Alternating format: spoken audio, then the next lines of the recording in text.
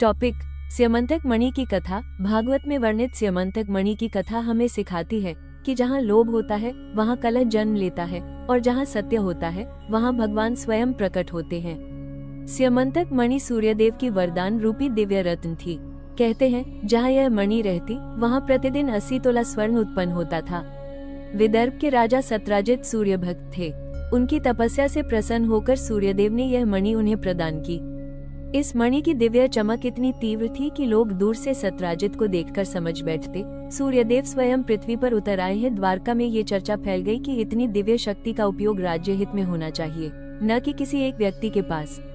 श्री कृष्ण ने सत्राजित को विनम्र निवेदन किया कि मणि को जनता के हित में उपयोग करें, लेकिन सत्राजित को कृष्ण पर संदेह हो गया।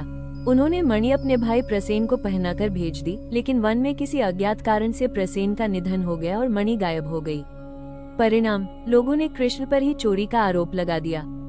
झूठे आरोप सुनते ही कृष्ण मौन न रहे। उन्होंने अकेले ही वन में जाकर प्रसेन के अंतिम निशानों का पीछा किया। अंततः उन्होंने देखा सिंह ने प्रसेन का वध किया था और बाद में उस सिंह को जाम्बवान ने युद्ध में पराजित किया था। कृष्ण सीधे जाम्बवान की गुफा पहुँचे।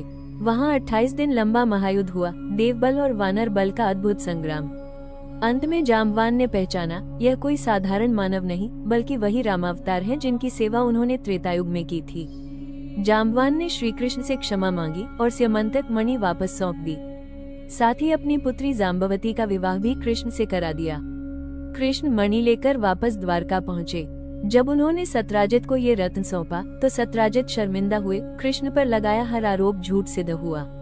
सत्राजित ने अपनी पुत्री सत्यभामा का विवाह कृष्ण से करने का निर्णय लिया, अपनी भूल को स्वीकारते हुए। स्यमंतक मणि की यह कथा हमें 3 महत्वपूर्ण बातें सिखाती है। 1. लोभ सबसे बड़े संकटों को जन्म देता है। 2. सत्य की खोज धैर्य और साहस से ही होती है। 3. भगवान हमेशा उस तरफ होते हैं जहाँ न्याय और धर्म हो। यही कारण है कि कृष्ण को सत्य के संरक्षक कहा जाता है। जय श्री कृष्ण। अगर आप भी भागवत की दिव्य कथाएं सुनते सुनते अपने जीवन में प्रकाश चाहते हैं तो इस श्रृंखला को लाइक, शेयर और फॉलो करें। कल मिलेंगे एक नई लीला के साथ।